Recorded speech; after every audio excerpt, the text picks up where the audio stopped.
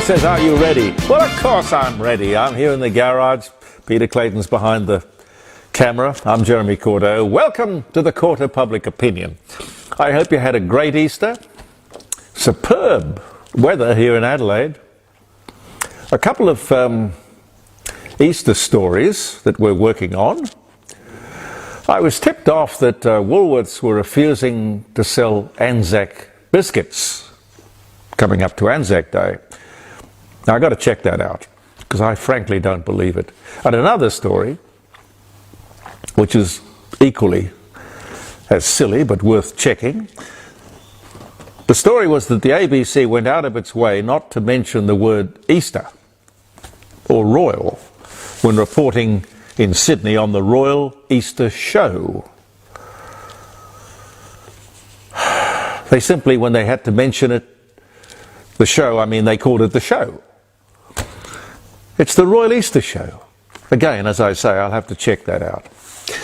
We've lost a great Australian, ladies and gentlemen. He was only 76. Les Twentyman.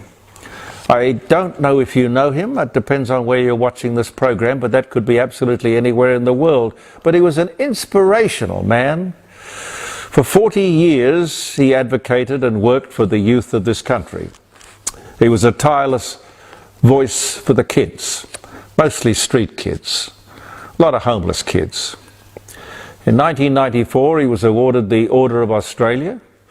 He was a finalist for the Australian of the Year.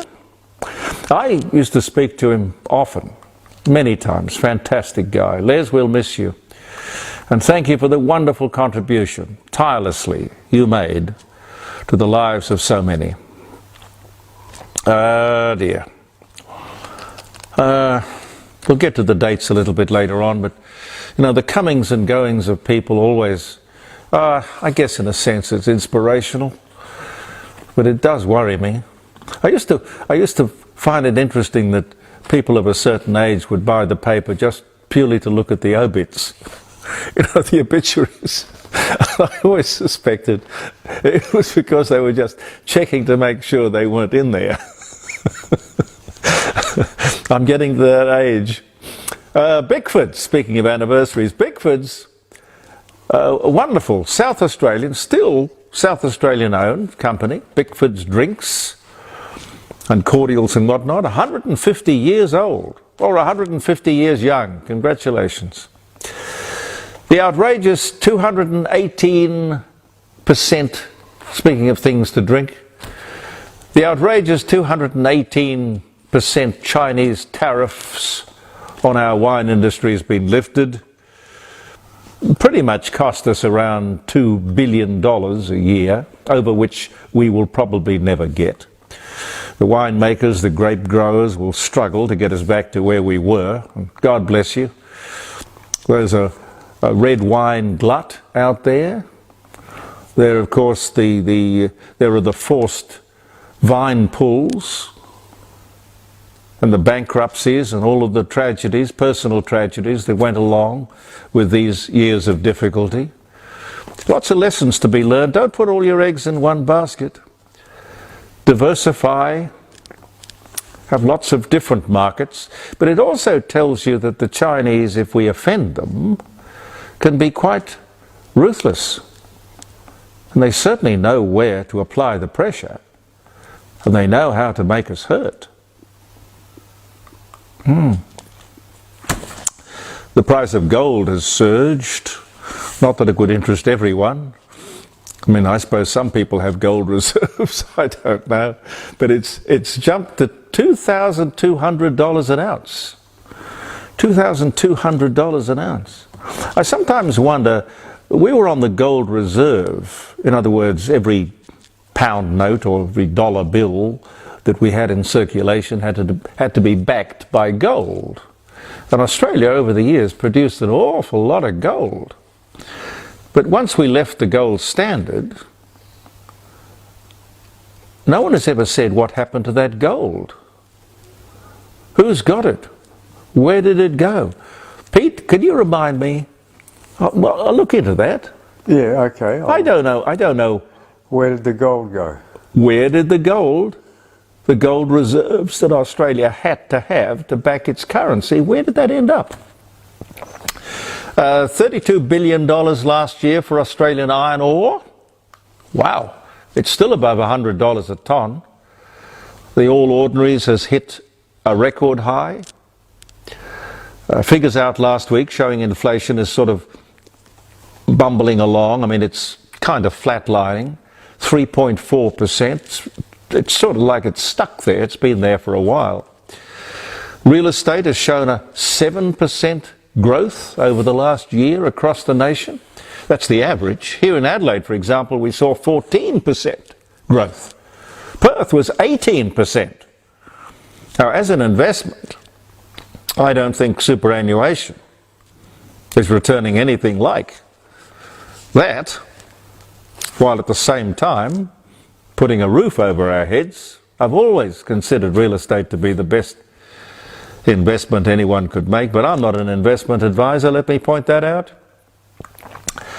I have in the past episodes of the Court of Public Opinion remarked on the travel expenses of some of these people in Canberra.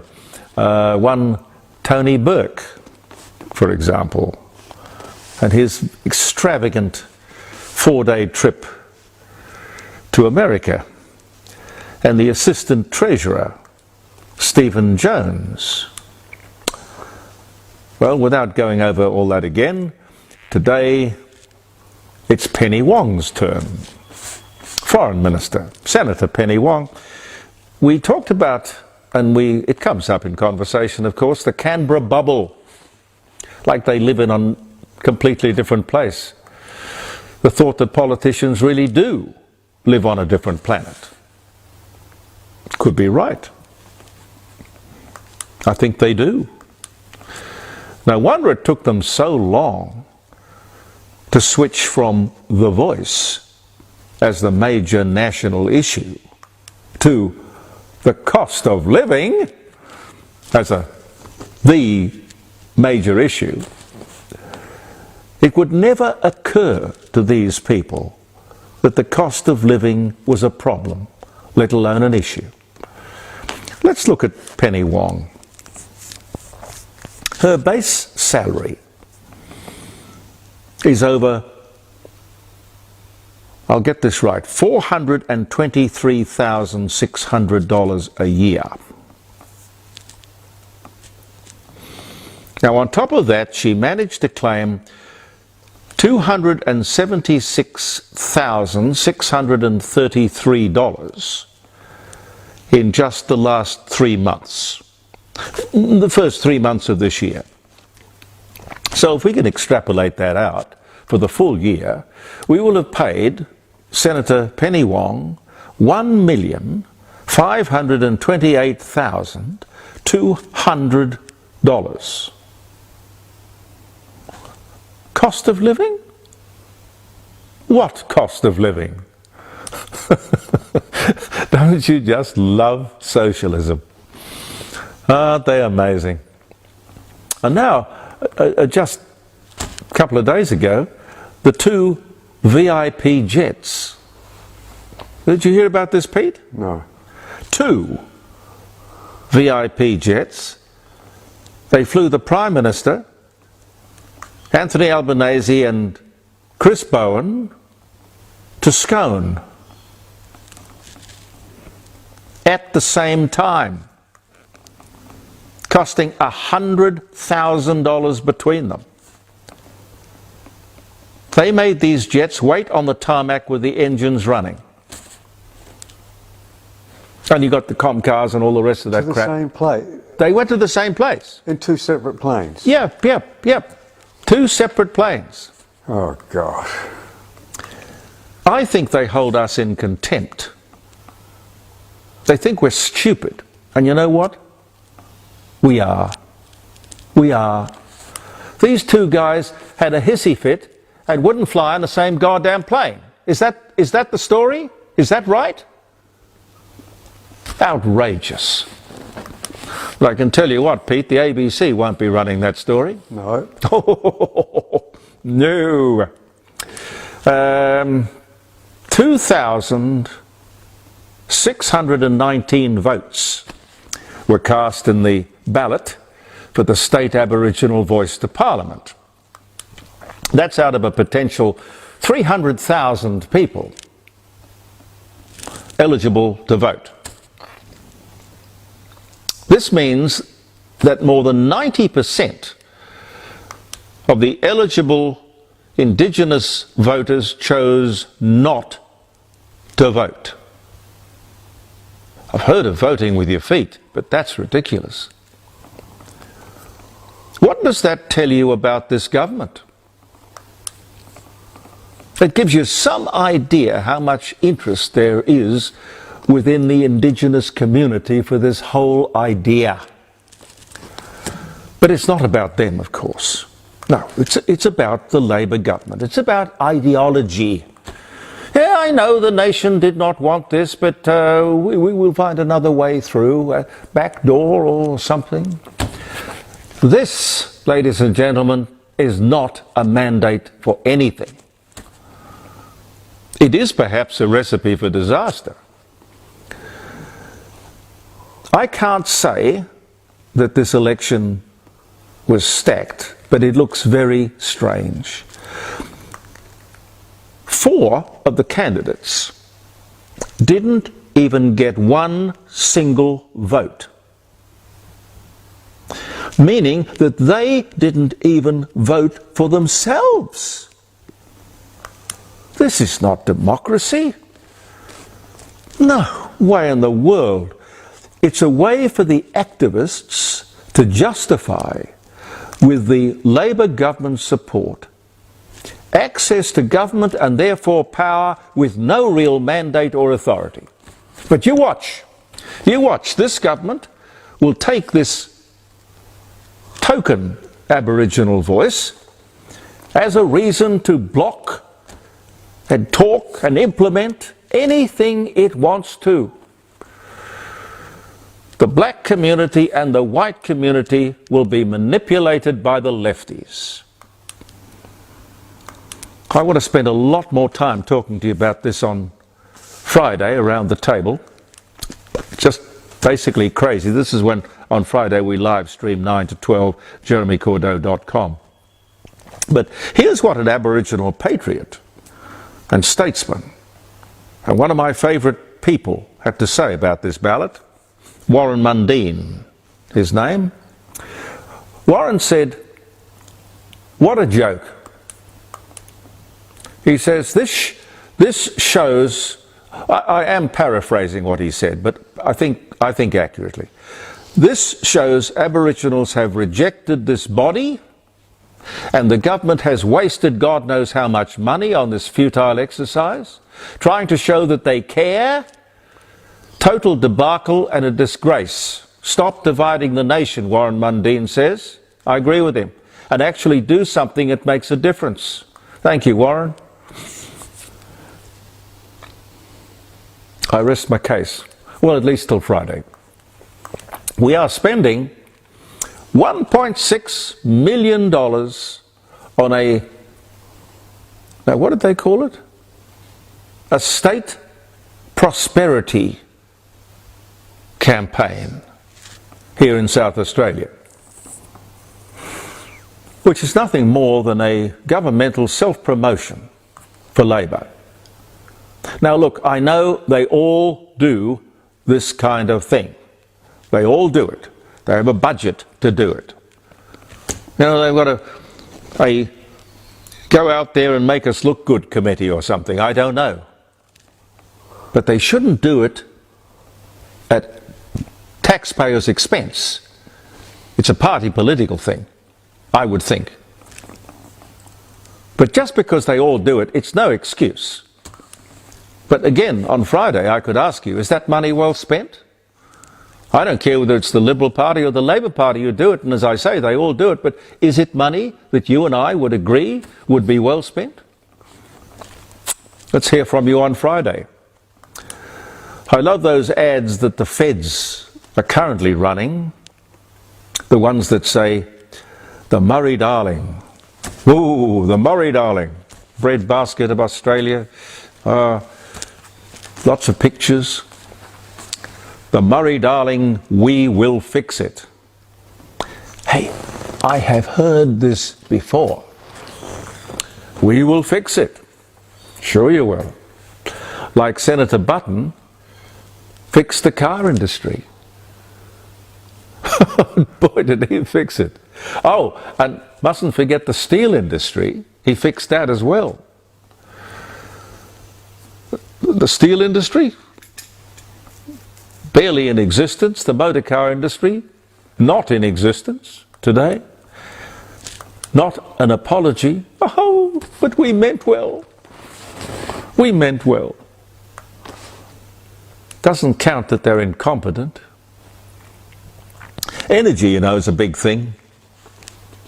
The cost of energy, the reliability, the source, how it is made, how it is generated. Has it occurred to anyone that, say, here in South Australia, the poles and the wires, the means of delivery of electricity, the poles and the wires are owned by the Chinese? Most of the electricity providers, and I think I could say Australia-wide, are owned by the Chinese. Now, if you look at their advertising, their promotional material, they are obsessed with this clean, green, responsible corporate citizen stuff. Clean and green. Regardless of the extra cost if such power that they sell is generated by renewables. We've gone from a country who could boast the cheapest, most reliable electricity in the world to the most expensive in the world. It's the sort of thing that you'd imagine would have decent people marching in the streets. It could be this government, or maybe the very smart Chinese, but when you compare the difference between Australia and China, the policies or the philosophy, the double standard is horrific. It's a case of the Chinese power companies saying to us, do what we say, that is, move to renewables, not what we do, which certainly isn't that. They could apply this renewables crap to China, but they don't. I'm not poo-hooing renewables. I think they have a place. But to imagine they could replace reliable electricity generated by coal is ridiculous. The Chinese did not replace coal. They are buying more and more of it, and from our economy's point of view, thank God they are. You see, they want cheap, coal-generated, reliable baseload power. Believe me, ladies and gentlemen, they are right. And we are the fools. We are the lowest emitting country in the world, being told by the biggest polluting country in the world to bear the brunt. Why China? Oh, they must be laughing themselves all the way to the bank. Very prosperous country, Pete, and you can't blame them. They're smart. Yeah. Thank you, Mr. Albanese. What a smart man you must be. Oh my God. Dates, my friend. Have we got any music? I'll find some. Oh yes, I thought maybe Kathy Mattea. 18 wheels and a dozen roses or whatever. 18 wheels and a dozen roses, yes. What about Johnny Mac? Have you got... Johnny Mac's going to sing one of your songs, isn't he? Well, I'm hoping so, yes, and we're going to talk to him. You're going to talk to him. I've got a call in for him to line up an interview for Friday. Yeah. True. Johnny Mac. How old is John? 91, I think. 91, and still singing. Yeah. Has he still got the Cadillac with the bullet hole in it? I don't think so. I don't know. So the so the story goes that it was Elvis Presley's car, because Elvis Presley used to shoot cars for some strange reason. Strange boy, Elvis. Happy birthday if you're having a birthday. April 2. You would be interested, in fact you would know, Pete, that it's Emmylou Harris's birthday. Yes. Born 1947. Oh, I'm in love with her. She has the most wonderful voice. I love her. Glenn Miller's orchestra recorded the American Patrol in Hollywood on this day in 1942. And that was a great piece of music. Hans Christian Andersen was born in Denmark, fairy tale teller. 1805 was the year. Ron Palillo was born in New Haven, Connecticut, best known for his portrayal of Arnold in Welcome Back, Kotter. That was in 1954 he was born. Jack Webb was born in Santa Monica, California. Sergeant Joe Friday in the series Dragnet, which started out as a radio show from 1948 for 7 years, then twice on US television, once from 51 to 59, then again from 67 to 70.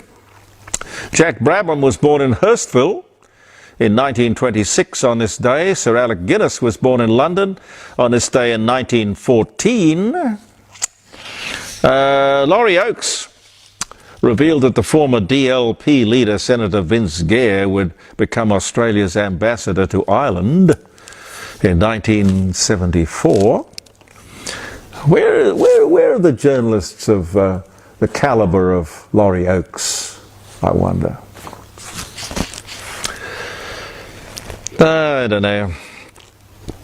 Frank Sinatra got married to Nancy with the laughing eyes, at the Lady of Sorrow Church in New Jersey in 1939.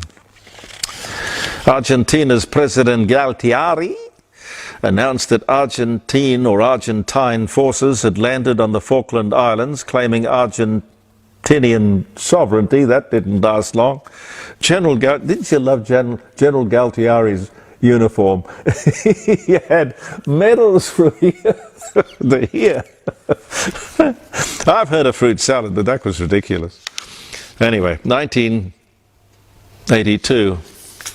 To have that many medals, you have to sort of be the head of the CFS. I used to go in for a lot of that.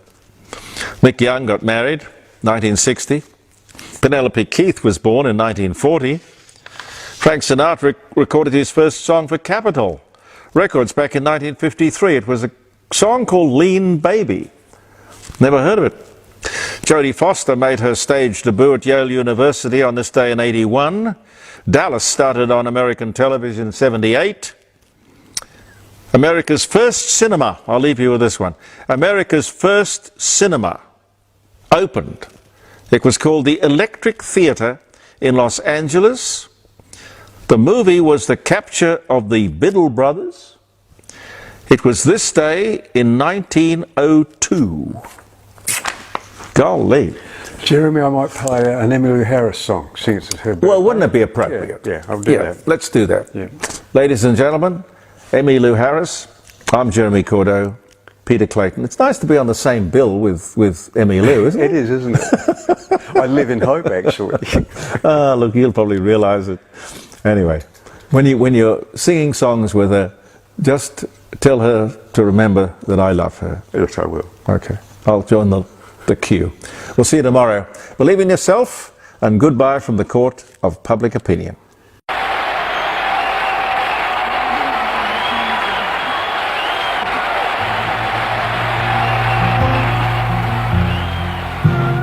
I don't wanna hear a love song.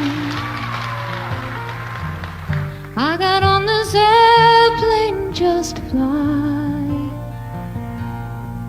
and I know there's life below me, but all that you can show me is the prairie and the sky. I don't wanna hear a sad story full of heartbreak and desire. The last time I felt like this, I was in the wilderness and the canyon was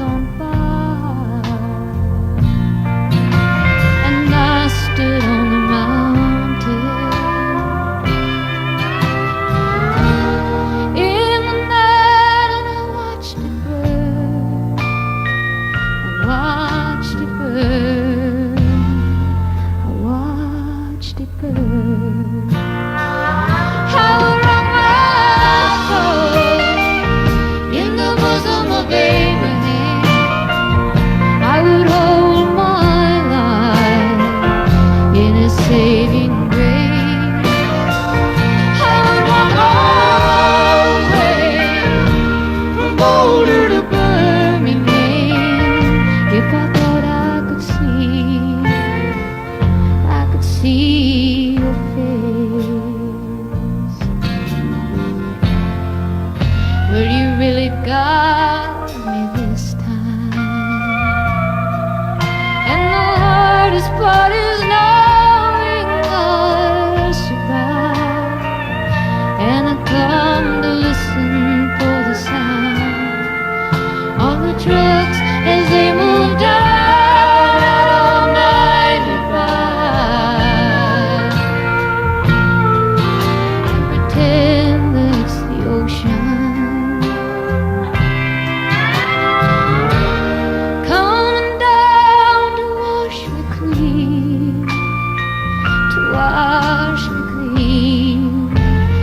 Baby,